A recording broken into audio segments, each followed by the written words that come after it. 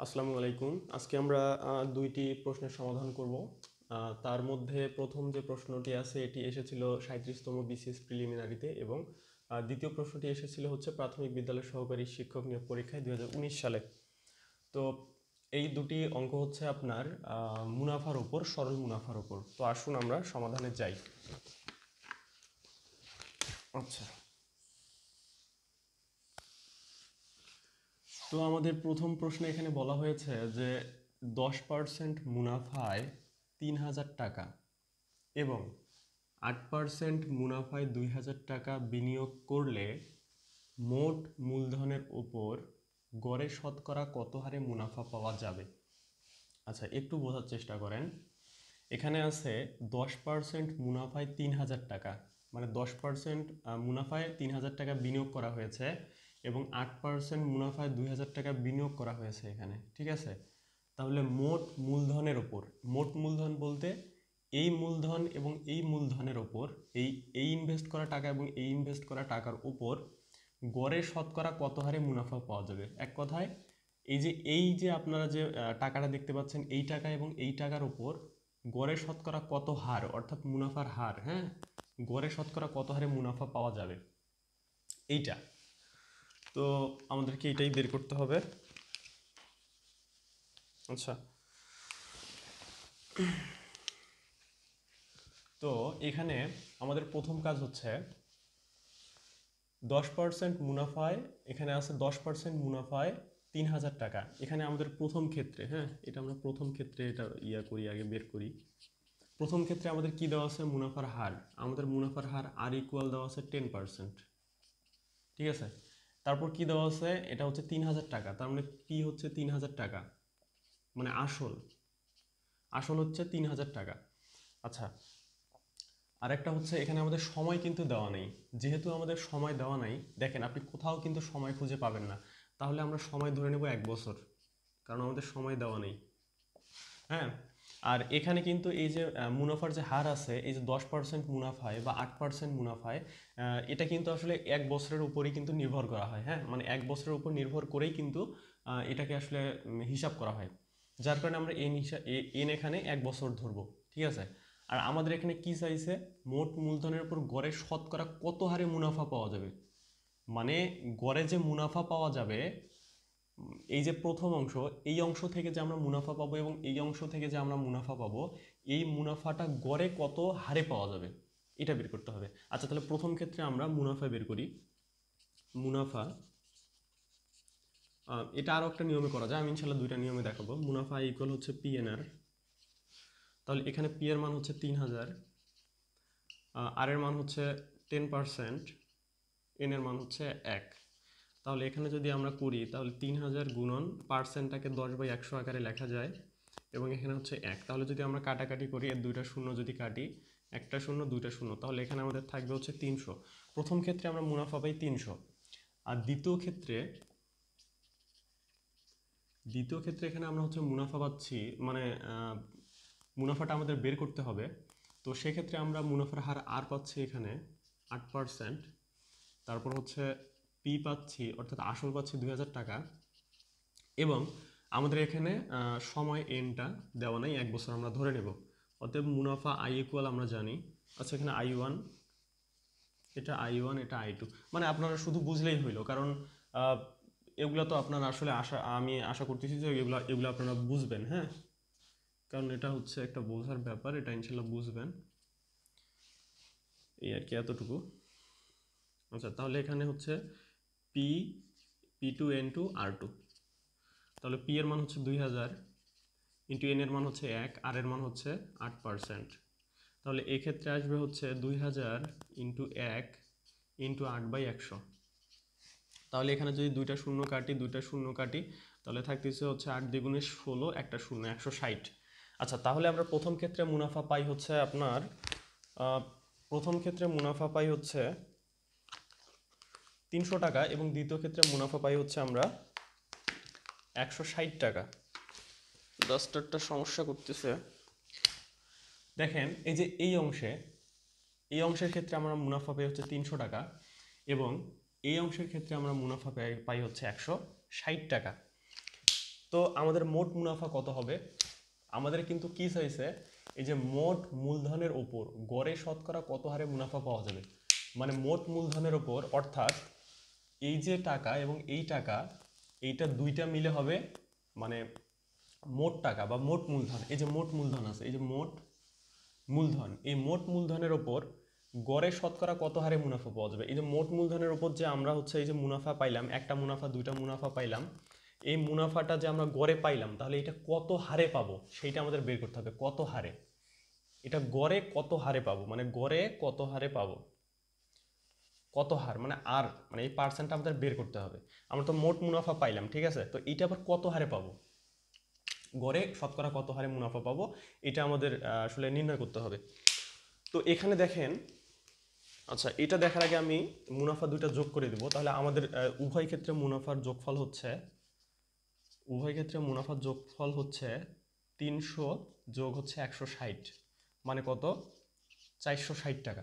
আচ্ছা আমরা 460 টাকা এখানে লিখি, যে গড়ে মূলধন হচ্ছে 460 টাকা, এটা লিখে রাখি। হ্যাঁ, এখন আমি আপনাদেরকে দেখাবো এটা আপনারা এই প্রসেসে না করে কিভাবে শর্টকাটে করতে পারেন, কিভাবে শর্টকাটে করতে পারেন। আমাদের ম্যাথ কিন্তু এখনো শেষ হয় নাই, শর্টকাটে কিভাবে করতে পারেন আমি সেটা দেখাচ্ছি। দেখেন 10% মুনাফায় 3000 টাকা, প্রথম ক্ষেত্রে একটু লিখি। হ্যাঁ, প্রথম ক্ষেত্রে 10% মুনাফায় 3000 টাকা। 10% মুনাফা বলতে আমি কি বুঝি, আসল 100 টাকা, আসল 100 টাকা হলে, আসল 100 টাকা হলে মুনাফা কত হবে, মুনাফা 10 টাকা, মুনাফা 10 টাকা। তাহলে আসল 10 টাকা হলে, আসল 100 টাকা হলে মুনাফা যদি 10 টাকা হয়, 10% মুনাফা বলতে কি, আসল 100 টাকা হলে মুনাফা 10 টাকা, 10% মুনাফায়, আচ্ছা আচ্ছা 10% মুনাফায় আসল 100 টাকা হলে মুনাফা 10 টাকা। তাহলে এটা মুখে মুখে আপনারা করতে পারেন। তারপর ঐকিক নিয়মটা দেখাচ্ছি। আসল তাহলে 1 টাকা হলে কি হবে, আসল 1 টাকা হলে, 100 টাকা হলে মুনাফা যদি হয় 10 টাকা, 1 টাকা হলে মুনাফা কমবে না, যদি কমে তাহলে ভাগ হবে 10/100, এই 10টা এখানে আসবে, 100টা এখানে আসবে। তারপর আসল যদি এখন আমার 3000 টাকা হয়, 3000 টাকা হয়, তাহলে মুনাফা কি হবে, আসল 1 টাকা হওয়ার কারণে ভাগ হয়েছে, এখন কি 3000 টাকা যদি হয় তাহলে বেশি হবে না, বেশি হলে কি হবে, গুণ হবে। আচ্ছা এতটুকু আগে লিখি, 10/100, তাহলে এটা গুণ হবে কখন, 1 টাকা হলে যদি মানটা ভাগ আকারে হয়, তাহলে 3000 টাকা হলে কি হবে, আসল 1 টাকা হলে যদি আমার এখানে যদি ভগ্নাংশ আকারে আসে, আচ্ছা আরেকটু উপরে থেকে আসি, 100 টাকা আসল হলে মুনাফা 10 টাকা হয়, তাহলে 1 টাকা আসল হলে মুনাফা কি কমবে না, 100 টাকায় যত টাকা মুনাফা হইতো 1 টাকায় তার চেয়ে কম মুনাফা হবে না, সেই কারণে এখানে ভাগ হয়েছে, এখানে 10/100 হয়েছে। আচ্ছা তাহলে এইটা হলো আমার কত, 1 টাকার মুনাফা। এখন 3000 টাকা যদি আমি মুনাফা বের করতে চাই, তাহলে কি হবে, এখানে যত আছে তার চেয়ে পরিমাণটা বেশি হবে না, হ্যাঁ তার চেয়ে পরিমাণটা যদি বেশি হয়, তাহলে আমার করতে হবে কি, এই 3000 লবের সাথে গুণ করতে হবে। কারণ কি, কারণ আমরা জানি যে লবের মান যদি বেশি হয়, কোনো ভগ্নাংশের যদি লবের মান বেশি হয়, তাহলে সেই ভগ্নাংশের মানটা বাড়ে, আর যদি হরের মান বেশি হয় তাহলে সেই ভগ্নাংশের মানটা কমে। এখন আমি যদি 3000 উপরে না লিখে নিচে লিখতাম, তাহলে তো আমার এই যে 1 টাকার মানটাই তো এই মানের চেয়ে তখন বড় হইতো। হ্যাঁ, এটা হয়তো আপনারা বুঝতে পারছেন, আমি ধরে নিলাম বুঝতে পারছেন। আচ্ছা ঠিক আছে, তাহলে এখানে দেখেন কত হয়, 30 আর 10 300, 300 টাকা। আচ্ছা তাহলে দেখেন আমরা কিন্তু আগেও পাইছিলাম প্রথম ক্ষেত্রে কত, মুনাফা 300 টাকা। ঠিক একইভাবে আমরা দ্বিতীয় ক্ষেত্রেও কিন্তু একইভাবে 2000 টাকা 8% মুনাফা বের করতে পারবো। কিভাবে দেখেন, দেখেন তাহলে 100 টাকায় মুনাফা হবে কত, 8 টাকা, তাহলে 1 টাকায় মুনাফা হবে 8/100, তাহলে কত হবে, 2000 টাকায় মুনাফা হবে 8 ইন্টু 2000 বাই হচ্ছে 100, তাহলে দুইটা শূন্য কাটলাম, দুইটা শূন্য কাটলাম, 160। আচ্ছা এই 160, তাহলে আমি আগে কি পাইছিলাম, আমার হচ্ছে মোট মূলধন যেটা আছে প্রথম ক্ষেত্রে এবং মোট মুনাফা যেটা আছে, প্রথম ক্ষেত্রের মুনাফা এবং দ্বিতীয় ক্ষেত্রে যে মুনাফা, প্রথম ক্ষেত্রে মুনাফা 300, দ্বিতীয় ক্ষেত্রে মুনাফা 160, তাহলে আমি যোগ করে এটা পাইছিলাম I = I1 + I2, মানে প্রথম ক্ষেত্রের মুনাফা প্লাস দ্বিতীয় ক্ষেত্রের মুনাফা, এটা হচ্ছে আমার মোট মুনাফা। তাহলে কত, 300 যোগ 160, তাহলে 460। এই 460 কিন্তু আমি আগেও পাইছি। তো এটা আমি প্রসেসিংটা আপনাদেরকে দেখাইলাম একটু। এখন পরে আসি, আমরা কিন্তু মুনাফাটা পাইছি। শোনেন, ম্যাথটা কিন্তু অনেক সহজ। আপনারা যদি ম্যাথটা বুঝে থাকেন ইনশাল্লাহ দেখা যাবে যে এটা খুব দ্রুত করতে পারবেন। যাই হোক, মোটামুটি দ্রুত ইনশাল্লাহ করতে পারবেন। কিন্তু এখানে যতটা আমি দেখাইছি মানে বিষয়টা এতটা কিন্তু কঠিন না, আমি বিস্তারিত করে দেখাইছি। তাহলে আমরা এখানে কি পাইছি, আমরা এখানে যে মুনাফা, এখানে মুনাফা আই আমরা পাইছি কত, 460। আর হচ্ছে আমাদের এখানে এখানে কি আছে, 3000 টাকা এবং 2000 টাকা, 5000 টাকা। আচ্ছা, প্রশ্নটা আরেকবার পড়ি। 10% মুনাফায় 3000 টাকা এবং 8% মুনাফায় 2000 টাকা বিনিয়োগ করলে মোট মূলধনের ওপর, আমাদের মোট মূলধনটা বলছে, তাহলে মোট মূলধন আমাদের কি হবে, পি। তাহলে 300 যোগ 200, মোট মূলধন যেহেতু বলছে 3000 যোগ 2000 আমাদের করতে হবে। তাহলে এখানে পেলাম 5000। আচ্ছা, মোট মূলধনের ওপর গড়ে শতকরা কত হারে, এখন গড়ে শতকরা কত হারে মানে কি, হার মানে কি, হার মানে কি, আর আমরা জানি কি মুনাফার হারকে আমরা আর দিয়ে প্রকাশ করি। তাহলে কত হারে সেটা আমরা আর ইকুয়াল হোয়াট লিখলাম, কত গড়ে শতকরা কত হারে মুনাফা পাওয়া যাবে। হ্যাঁ, আমাদের কিন্তু মুনাফাটা আমরা বের করে নিছি। হ্যাঁ, এই মুনাফা আমাদের কিন্তু চাই নাই, আমাদের চাইছে গড়ে, আমাদের চাইছে গড়ে শতকরা কত হারে মুনাফা পাওয়া যাবে। আমাদের কিন্তু এখানে মুনাফাটা দেওয়া ছিল না, যার কারণে আমরা মুনাফাটা বের করে নিয়েছি। এই শতকরা কত হারে, অর্থাৎ আর এর মানটা আমাদের বের করতে হবে, হারটা বের করতে হবে। ঠিক একইভাবে সময়টা দেওয়া নাই, যার কারণে সময়টা ধরে নেব 1 বছর। আচ্ছা, এখন আমরা যদি এখানে হারের মান বের করি, আমরা জানি মুনাফার হার আর ইকুয়াল আই ইন্টু 100 বাই হচ্ছে পিএন। তাহলে আই এর মান কত, 460 ইন্টু 100 বাই হচ্ছে পি এর মান 5000 ইন্টু কত, এন এর মান 1। তাহলে 100 দিয়ে যদি কাটি, দুইটা শূন্য যাবে, এর একটা শূন্য এর একটা শূন্য গেল। এখন 5 একটু দেখেন, 5 একে 5, 5 9 45, তাহলে এখানে থাকে হচ্ছে 1, 1কে যদি 5 দিয়ে ভাগ দিই তাহলে থাকে 0.2, তাহলে এখানে হবে 9.2। এখন আপনারা যদি সমস্যা হয় আমি একটু দেখাই দিই, একটু ডিটেলসে করি, সমস্যা নেই। আপনাদের যদি মনে হয় আমি বেশি ডিটেলসে বোঝাচ্ছি, আপনারা একটু কি বলে ওই যে একটু টেনে টেনে বা এই যে স্কিপ করে করে দেখবেন, সমস্যা নেই। তাহলে এই দেখেন, 5 46 দিয়ে যদি ভাগ দেই, 5 9 45, আমার এখানে ভাগশেষ থাকে 1। এখন আমার এখানে 5 বড় 1 ছোট যায় না, তার মানে এখানে দশমিক দিয়ে একটা শূন্য নিতে হবে। এখন 5 দ্বিগুণে 10, তো এটাই হচ্ছে অ্যান্সার। তাহলে মুনাফার হার যেহেতু, সেখানে পার্সেন্ট আকারে লিখতে হবে। এই হলো অবস্থা। এখন আমরা দ্বিতীয় নম্বর প্রশ্নে ইনশাল্লাহ আসবো। দ্বিতীয় নম্বর প্রশ্নটা ইনশাল্লাহ সমাধান করব, দেখি কি আছে। দ্বিতীয় নম্বর প্রশ্নটা অনেকটা ইজি। আচ্ছা, 2 নম্বর প্রশ্নে বলা আছে 8% সরল মুনাফায়, 8% সরল মুনাফায়, এখানে কি 8% মানে মুনাফার হারের মানটা দেওয়া আছে। সরল মুনাফায় 6000 টাকা বিনিয়োগে, 6000 টাকা বলতে কি, এখানে 6000 টাকা আসল, 5 বছরে, 5 বছর হচ্ছে সময়, যে মুনাফা হয়, মানে 6000 টাকা 5 বছরের জন্য বিনিয়োগ করে বা ব্যাংকে রেখে বা কোথাও রেখে, 6000 টাকা 5 বছরের জন্য ব্যাংকে রেখে, মনে করেন 8% সরল হারে, মানে 100 টাকায় 8 টাকা করে দিছে আর কি। 6000 টাকা 5 বছরের জন্য রাখা হয়েছে এবং প্রতি 100 টাকার জন্য 8 টাকা করে দিছে, এটা হচ্ছে হার, ঠিক আছে। তাহলে এই অবস্থায় যে মুনাফাটা হবে, 6000 টাকা 5 বছরের জন্য ব্যাংকে রেখে, মনে করেন ব্যাংকে রাখছে 6000 টাকা 5 বছরের জন্য ব্যাংকে রেখে, 8% মানে কি, 8% হার বলতে কি বোঝায়, প্রতি 100 টাকায় 8 টাকা করে যদি লাভ পায় বা 8 টাকা করে যদি সুদ পায় বা যদি মুনাফা পায় 8 টাকা করে, তাহলে যে মুনাফাটা হবে, এখানে যে মুনাফাটা হবে, আচ্ছা আগে এতটুকু বের করি, আগে যে মুনাফাটা হবে কোন সরল হারে, হ্যাঁ, কোন সরল হারে বিনিয়োগে 10,000 টাকায় 3 বছরে ওই মুনাফা হবে, মানে এটা একটা প্রশ্ন। তো আমরা প্রথম অংশটা সমাধান করি আগে, তাহলে ইনশাল্লাহ অনেকটা সহজ হবে আপনাদের। দেখেন, আমাদের হার কি দেওয়া আছে 8%, আসল কি দেওয়া আছে পি ইকুয়াল 6000 টাকা, এন দেওয়া আছে হচ্ছে 5 বছর, যে মুনাফা হয় 6000 টাকা 5 বছরের জন্য রাখা হয়েছে 8% সরল হারে, এই অবস্থায় যে মুনাফাটা পাওয়া যায়, তার মানে কি সেই মুনাফাটা বলা হয়নি, এটাই আগে বের করি। তাহলে কত, আমরা কি জানি মুনাফা আই ইকুয়াল পিএনআর। মার্কার একটু কম লিখতেছে কারণ কি 6000 গুণ এন, এন কত 5 বছর, আর এর মান কত 8%।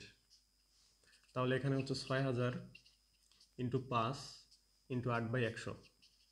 তাহলে যদি কাটি 100 দিয়ে যদি কাটি দুইটা শূন্য, তাহলে এখানে থাকবে হচ্ছে 5 40, 60 ইন্টু 40, তাহলে 4 6 24, দুইটা শূন্য। আচ্ছা, এইটা আই এর মান পাইছি। যে মুনাফা হয়, হ্যাঁ এখানে বলছে যে মুনাফা হয়, যে মুনাফা হয়। আচ্ছা তাহলে এই যে মুনাফাটা আমরা কত পাইলাম 2400। যে মুনাফা হয় এটা পাইছি 2400।